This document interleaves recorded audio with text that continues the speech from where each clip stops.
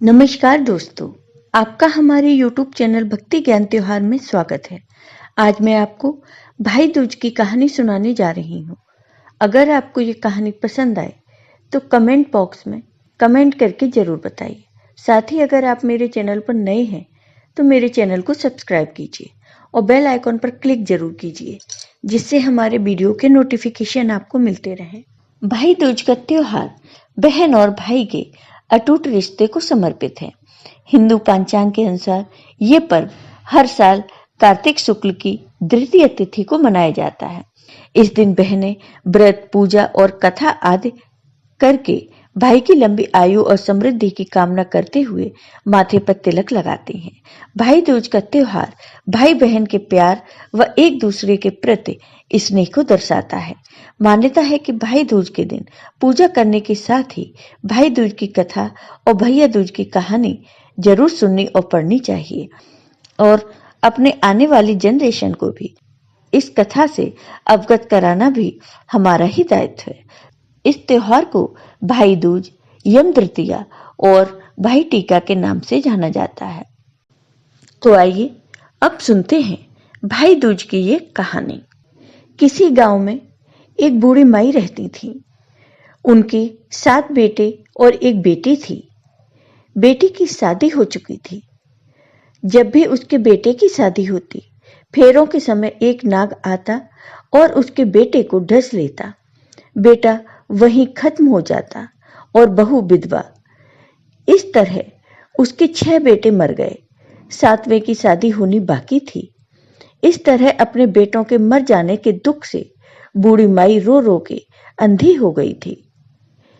एक बार की बात है, भाई दूज आने वाली थी तो उस भाई ने कहा, माँ मैं अपनी बहन से तिलक कराने जाऊंगा। माँ ने कहा, ठीक है।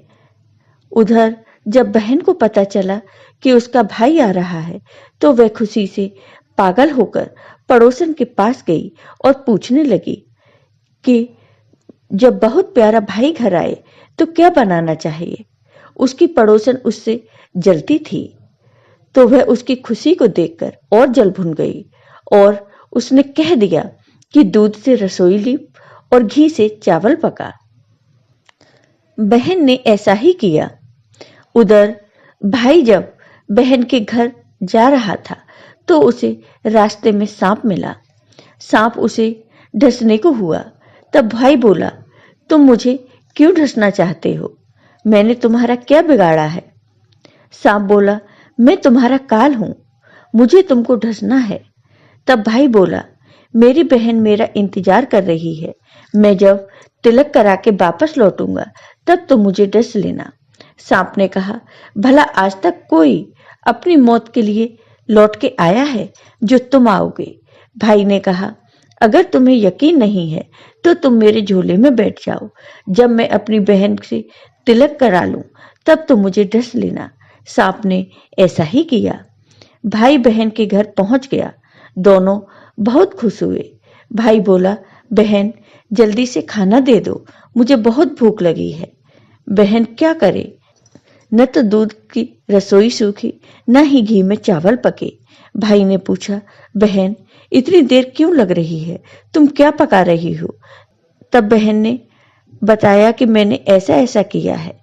तब भाई बोला, अरे पगली, कहीं घी में भी चावल पके हैं या दूध से कोई रसोई लीपता है? गोबर से रसोई लीप और दूध में चावल पका। बहन ने ऐसा ही किया। फिर खाना खा के भाई को बहुत जोर से नींद आने लगी।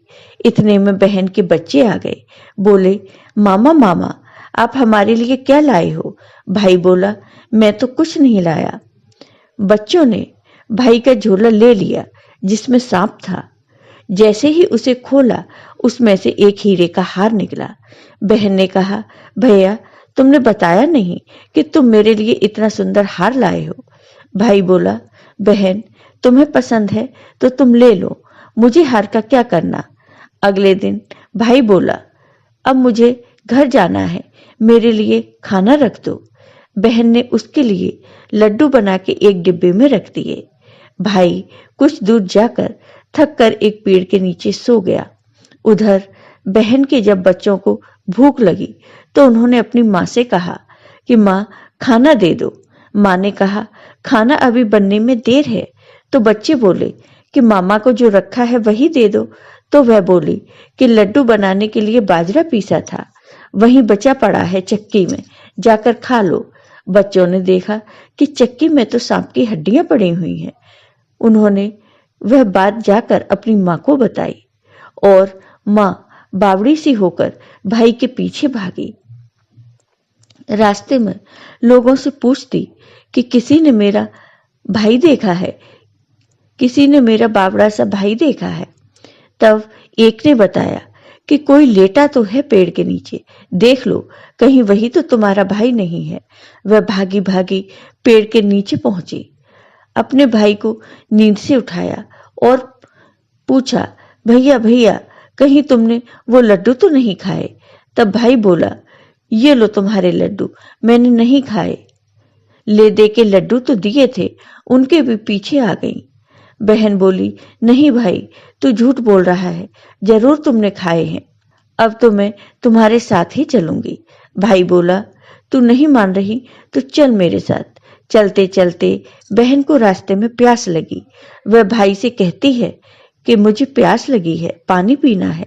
भाई बोला, अब मैं तुम्हारे लिए यहाँ पानी कहाँ से लाऊं?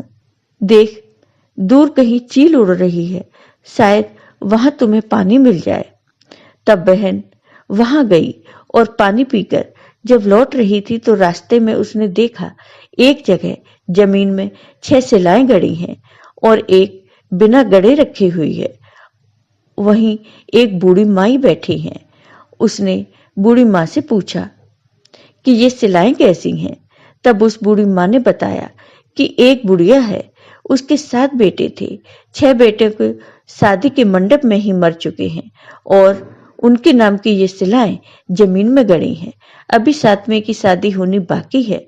जब उसकी शादी होगी तो वह भी मंडप में ही मर जाएगा, तब यह 7वीं सिला भी जमीन में गड़ जाएगी। यह सुनकर बहन समझ गई कि ये सिलाएं किसी और की नहीं बल्कि उसके भाइयों की हैं।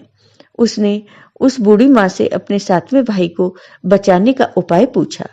बूढ़ी माँ ने उसे उपाय बता दिया। वह अपने 7वें भाई को कैसे बचा सकती है?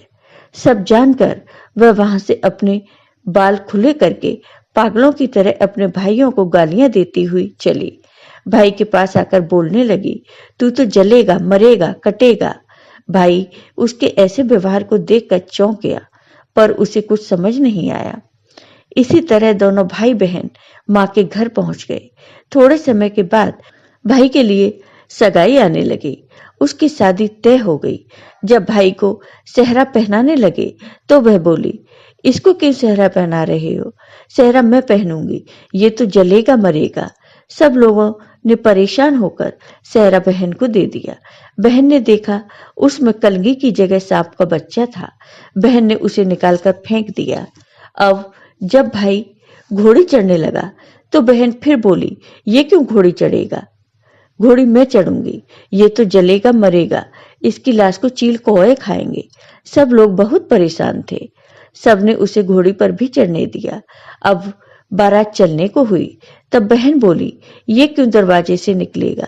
ये तो पीछे के रास्ते से जाएगा, दरवाजे से मैं निकलूंगी। जब वह दरवाजे के नीचे से जा रही थी तो दरवाजा अचानक गिरने लगा। बहन ने एक ईंट उठाकर अपनी चुनरी में रख ली। दरवाजा वहीं की वहीं रुक गया। सब लोगों को बड़ा अचंभा हुआ। रास्ते में एक जगह बारात रुकी तो भाई को पीपल के पेड़ के नीचे खड़ा कर दिया। बहन कहने लगी, ये क्यों छांव में खड़ा होगा? ये तो धूप में खड़ा होगा, छांव में मैं खड़ी होऊंगी। जैसे ही वह पेड़ के नीचे खड़ी हुई, पेड़ गिरने लगा। बहन ने एक पत्ता तोड़ा और अपनी चुनरी में रख लिया। पेड़ वहीं की वहीं रुक गया। अब तो सबको विश्वास हो गया कि ये बावली कोई जादू टोना सीख कर आई है। वो बार बार अपने भाई की रक्षा कर रही है। ऐसे करते करते फेरों का समय आ गया। जब दुल्हन आई तो बहन ने दुल्हन के कान में कहा कि अब तक तो मैंने तुम्हारे पति को बचा लिया, अब तो तुम ही अपने पति और साथ ही अपने मरे हुए जेठों को बचा सकती हो। फेरों के समय एक नाग आया। वो जैसे ही दूल्हे को डसने को हुआ, दुल्हन ने उसे एक लोटे में भर के ऊपर से प्लेट में बंद कर दिया। थोड़ी देर बाद नागिन आई और दुल्हन से बोली, तुम मेरा पति छोड़ दो। दुल्हन बोली, पहले तुम मेरा पति छोड़ दो। नागिन ने कहा, ठीक है, मैंने तुम्हारा पति छोड़ा। दुल्हन ने कहा, ऐसे नहीं, पहले 3 बार बोलो। नागिन ने 3 बार बोला। फिर वह बोली कि अब मेरे पति को छोड़ो। तब दुल्हन बोली, एक मेरे पति से क्या होगा? हमसे बोलने के लिए जेठ भी तो होने चाहिए, एक जेठ को भी छोड़ो। नागिन ने जेठ के भी प्राण दे दिए। फिर दुल्हन ने कहा, एक जेठ से लड़ाई हो गई तो एक और जेठ छोड़ो। वो विदेश चला गया तो तीसरा जेठ भी छोड़ो। इस तरह एक एक करके दुल्हन ने अपने 6 जेठों को जीवित करा लिया।